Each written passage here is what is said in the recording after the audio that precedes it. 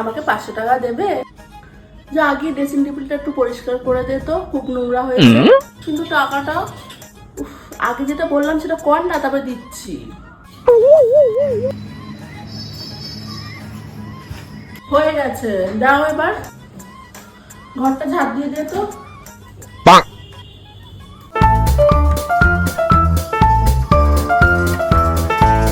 হয়ে গেছে তো, এবার দাও। ছাদ থেকে জামা কাপড়গুলো তুলে নিয়ে আয়। এবার তো দাও, সবই তো করে দিলাম। নে ধর। তো আমি তো 500 টাকা চেয়েছিলাম। কি তুই যে তোকে 500 টাকা দিতে হবে? যা দিয়েছি তাই অনেক, চুপচাপ রাখ। খালি আমাকে দিয়ে কাজ করানো ধান্দা, ভাল লাগে না।